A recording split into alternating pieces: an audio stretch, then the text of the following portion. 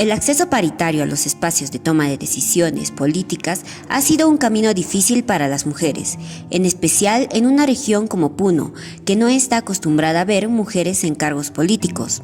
Hoy se cuenta con leyes que entregan un marco de exigencia sobre su representación, como la Ley de Paridad y Alternancia. Sin embargo, aún existen obstáculos. Uno de ellos es el acoso político, que al igual que otras formas de violencia contra las mujeres, atenta contra el logro de la igualdad y la autonomía femenina. El acoso político es una realidad, en principio. No es una especulación, no es una exageración, es algo que sucede en nuestras regiones, en nuestro país, en el mundo, y particularmente creo que sucede en nuestra región porque no nos hemos acostumbrado a ver a las mujeres ocupando cargos políticos. En forma concreta, el acoso político es toda acción o pensamiento que limita el actuar de las mujeres, no por sus ideas, que está bien, podemos discrepar, entre mujeres discrepamos, con otros candidatos o candidatas o dirigentes. La discrepancia no es el problema. El problema es de cuando atacas a una mujer por ser mujer o basado en estereotipos de género. Es ahí cuando denominamos que se trata de un acoso político relacionado a temas de género. De acuerdo a los casos tomados por la Defensoría del Pueblo, durante el año 2022 y 2021, a nivel nacional se presentaron 12 casos de autoridades femeninas que denunciaron haber sufrido de acoso político, y Puno no estuvo exento de esto. Para nosotros ha sido una experiencia de poder haber visibilizado estos casos. Uno en particular, por ejemplo, me recuerdo el caso de Carabaya, ¿no? Allí en Macusane, donde regidoras llegaron hasta Puno para poder denunciar un presunto caso de acoso político. Yo viajé hasta Macusane, conversamos con su señor alcalde, le hacemos saber nuestra preocupación y le dijimos que en caso de que si ellos, digamos, consideraran que hubo algún exceso en el trato a estas dos regidoras, la puedan corregir, porque está en sus manos, es decir, la misma entidad donde se produjo el presunto acoso político la debe corregir, la debe remediar. En mi pueblo hay bastante machismo y también nunca había habido una mujer dirigiendo a un pueblo, ¿no?, como autoridad. En nuestro pueblo, por ejemplo, antes que yo sea alcaldesa, nosotros no teníamos ni voz en las reuniones, no podíamos opinar y a la vez también no podíamos participar como autoridades y tener que participar como dirigentes de la comunidad. O sea, era algo que nadie esperaba, ¿no?, que una mujer ganara. Y desde el momento que hemos ganado he podido sufrir muchos atropellos, ¿no?, por ser mujer. En la región Puno podemos citar que en su gestión como alcaldesa de Uruchuyuni, Rita Suaña recibió palabras hirientes como el ¿qué va a ser una mujer? Era criticada por no libar licor con otras autoridades varones e incluso era excluida a pesar de ser autoridad en las reuniones de consejo. Inclusive la habrían casi incitado a renunciar, pero decidió empoderarse y capacitarse para presentar sus propios proyectos. Pero tiempo después, estas autoridades habrían tratado de obligarla a firmar su renuncia. Un día 8 de marzo que me marcó mi vida, ¿no?, porque ese día es Día Internacional de la Mujer. Yo tenía que viajar a Juliaca para una ponencia que me habían invitado, pero antes tenía sesión de consejo que había convocado.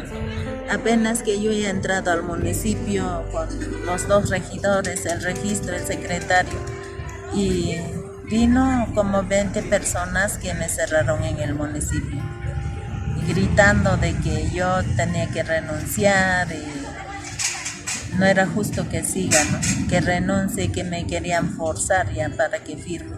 Entonces, gracias a la población, por ejemplo, que se han levantado y toda la población de los Urus han salido ese momento y han llamado a la policía para abrir la puerta. Y todos, cuando he salido, yo sentía mucho miedo. Y cuando yo he salido cuando me han cerrado en el municipio, cuando he salido, todos gritaban: Rita, nuestra alcaldesa, estamos contigo. Me causó una emoción, alegría, pero a la vez yo me preguntaba ¿por qué tengo que pasar como mujer esta situación? Y yo me decía muy dentro de mí, recordaba las palabras de la doctora Maritze que me decía, Rita, eres fuerte. Mi papá me decía, eres valiente. Y así he podido seguir adelante. Y después de eso tenía mucha más fuerza y ya no he tenido miedo y seguí adelante. Y terminé mi gestión. En un periodo electoral como el de este 2 de octubre, los casos de acoso político también están presentes y las afectadas son las candidatas a los diferentes cargos políticos. Como antecedente, en las elecciones regionales y municipales 2018 se presentaron 7 casos de acoso político. En las elecciones complementarias del 2020 se registraron 10 casos y en las últimas elecciones generales 2020, 26 casos, lo cual evidencia un incremento que corresponde a la visibilidad que se le ha dado en estos últimos años. Entonces, del 2018, que eran 7, luego 2020, 10, al 2021 ya son 26 casos, al menos en el último año 2021, 2 casos fueron de Puno, otros de otras regiones evidentemente. Entonces, como que hay una, aumento de casos. Eso por un lado, pero por otro lado puede que antes no estaba visibilizado. Probablemente el acoso político se ha dado ya de muchos años anteriores, sino que no la teníamos claro qué cosa era acoso político. Ante esta situación, el 7 de abril del 2021 se aprobó la ley número 31155, ley que previene y sanciona el acoso contra las mujeres en la vida política, la cual dictó obligaciones a diversas instituciones, entre las cuales se encuentran el Ministerio de la Mujer y Poblaciones Vulnerables y el Jurado Nacional de Elecciones. Sin embargo, hasta la fecha no existen disposiciones o un protocolo claro por parte de las instituciones correspondientes para responder esta problemática. Regionales y gobiernos locales, hay una disposición de acuerdo a esta ley, tienen que, promover a nivel de su jurisdicción, de su localidad, si es gobierno regional a nivel de la región Puno, y si es gobierno provincial a nivel de su provincia, si es gobierno local distrital a nivel de su distrito. ¿Qué cosa? Políticas locales para enfrentar el acoso político.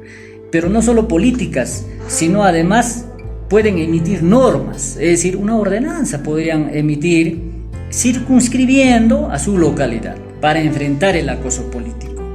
Eso todavía no hemos avanzado en la región Puno. Creo que son contadas las municipalidades que han aprobado una ordenanza contra el acoso político. Si no mal recuerdo, aquí de la provincia de Puno dio una ordenanza de ese nivel importante, pero las demás provincias están en nada. O sea, primero porque no conocen la norma y segundo, tal vez conociéndola no se han empapado, no se han sensibilizado y por tanto no han tomado conciencia de que desde su rol de gobierno local sí se puede ayudar a enfrentar el acoso político. Cuando existe acoso político, de forma particular se limita a las autoridades y candidatas a solo desarrollar actividades que estigmatizantemente han sido designadas a las mujeres, y el común denominador para devaluar su capacidad en la gestión pública suele deberse a que no cuentan con estudios académicos. Muchas candidatas han comunicado en algunas investigaciones que hemos trabajado de que, por ejemplo, ¿no?, el alcalde, el candidato al alcalde o ellas cuando ya son regidoras las mandan a cocinar para las actividades. ¿Eso significa que está mal cocinar? No, está bien, podemos hacer ese tipo de labores, pero también podrían hacerlo los varones, ¿verdad? No tendrían que hacerlo exclusivamente las mujeres o se tendría que atribuir que esa es su principal función, cuando en realidad las mujeres y los varones podrían ocupar distintas funciones en la gestión pública, en el trabajo político. Hay que reconocer que las mujeres no llegan en las mismas condiciones a postular que los varones. ¿Okay? Eso no significa que sean menos capaces. Cuando hablamos de condiciones nos referimos a esas cobertura de derechos básicos que debería garantizarse a toda persona para que pueda ejercer sus derechos políticos. Si es que las mujeres generalmente no son las privilegiadas dentro de la familia para estudiar, para la secundaria, para la educación superior, etcétera, entonces no van a tener las mismas oportunidades que los varones para desplegar sus capacidades. No se trata, quiero dejarlo claro, de hacerles un favor a las mujeres, que sean pobrecitas o tenerles lástima. No, se trata de reconocer que estructural e históricamente las oportunidades para las mujeres han sido menores, las condiciones han sido desiguales. Y cuando promovemos políticas de igualdad, estamos hablando de tratar de equiparar la situación para que las mujeres tengan más oportunidad de desplegar sus capacidades y desde luego también de equivocarse.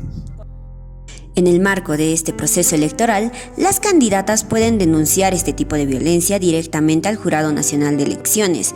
La sanción prevista para el agresor puede ascender de 1 hasta 50 unidades impositivas tributarias y en caso de no poder realizar la denuncia en este momento, el Ministerio de la Mujer y Poblaciones Vulnerables, la Defensoría del Pueblo u organizaciones feministas como Manuela Ramos atienden este tipo de denuncias.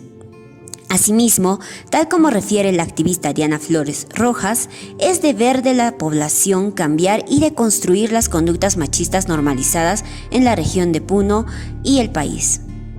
Lo que sí me gustaría dejar claro es que yo creo que las mujeres tenemos que discrepar en la política. Podemos no estar de acuerdo con una candidata mujer, no tenemos que coincidir con sus ideas, porque tenemos distintas miradas sobre cómo cambiar las cosas.